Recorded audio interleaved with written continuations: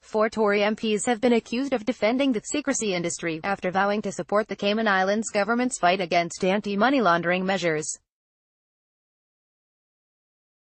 Conservative MPs Andrew Rosindell, Martin Vickers, Bob Stewart and Henry Smith criticised the UK government's plans to introduce more transparency to the islands while on a 5-day trip paid for by the Cayman Islands government.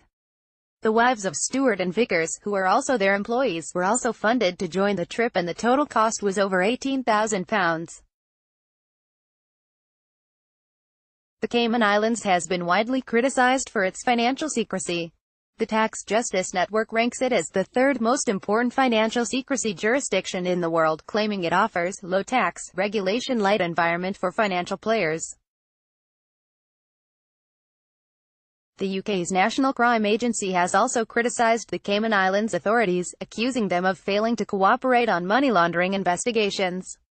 The NCA's director Donald Toone said that they had difficulty getting information on who owns the Cayman Island firms under investigation.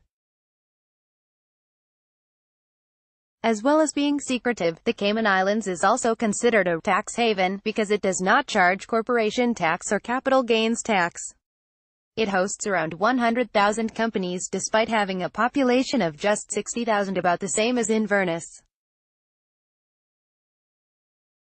In June 2018, a report by the European Services Strategy Unit revealed that some of the profits made from the Scottish Government's £8 billion private finance infrastructure project would go to companies registered in tax havens, including the Cayman Islands.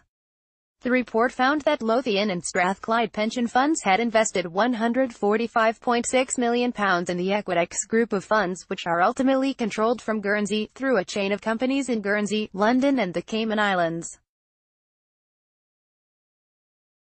The Equitex group of funds also has investments in privately financed public buildings throughout Scotland, such as the Aberdeen Healthcare Village and the Inverness College campus.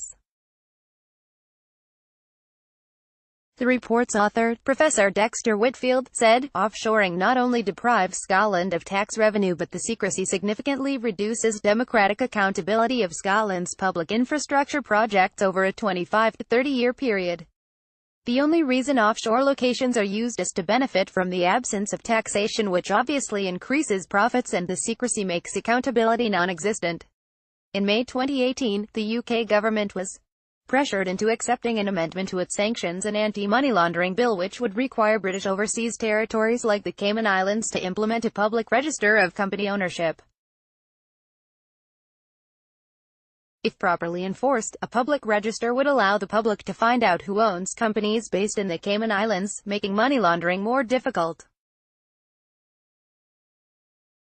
The Cayman Islands government reacted angrily and is taking legal action to try and avoid a public register. The territory's Premier Alden McLaughlin is reported to have called the decision to impose a public register colonial despotism.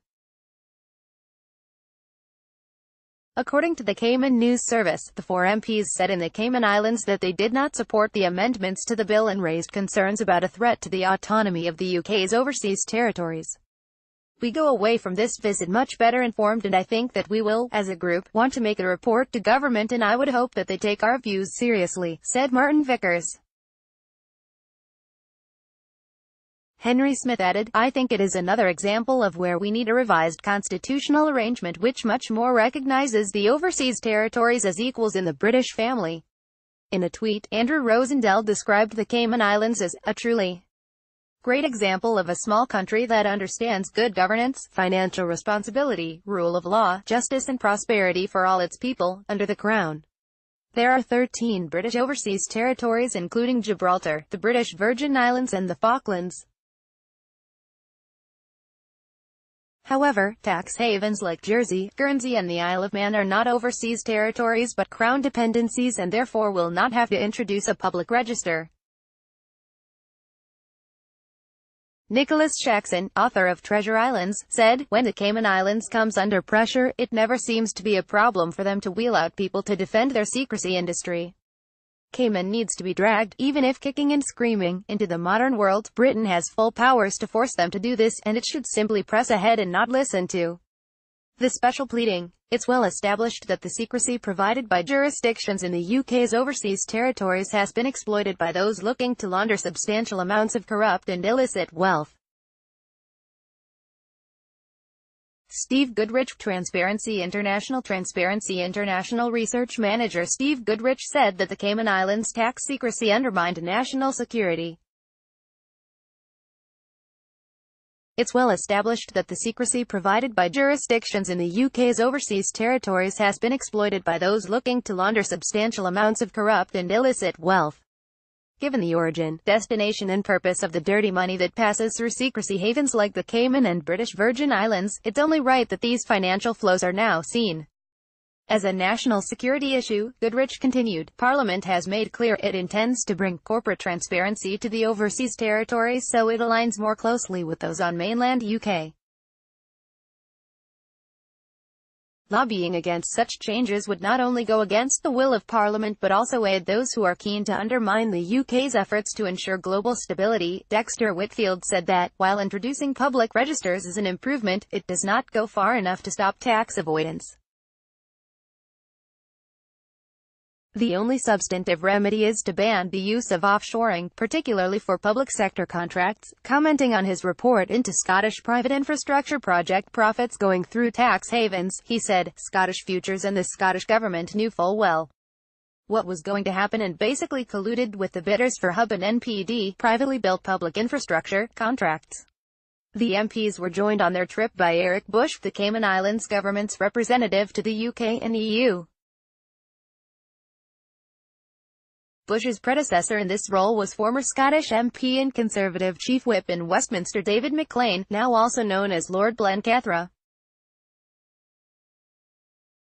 In 2014, McLean had to apologise to Parliament because the Bureau of Investigative Journalism revealed that he had signed a £12,000 a month contract listing one of his duties as lobbying the UK Parliament.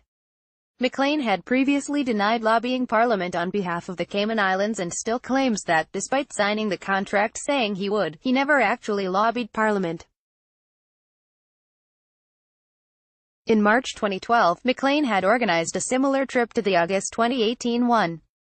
Conservative MPs Andrew Rosindell and Graham Brady and Labour MP for Central Ayrshire Brian Donohoe had spent a week in the Cayman Islands at the island's government's expense. The Conservative Party was criticised on social media last weekend after photographs emerged of a Cayman Islands stall at its party conference in Birmingham. Environmental journalist Rachel Salvage tweeted a photo of one of the stall's leaflets which claimed that the Cayman Islands was a transparent, tax-neutral jurisdiction, not a tax haven. There were a number of finance brochures. As I approached, I was asked by a chap manning the stand whether I was interested in finance. Stalls at the conference cost between £6,600 and £32,500. For that price, the Conservative Party promises that exhibitors can enjoy ministerial visits from senior members of cabinet. All four MPs and Eric Bush did not reply to requests for comment. A source close to the Tetragon Group, which controls the Equitix group of companies, said that all the UK-registered companies in the group paid UK tax.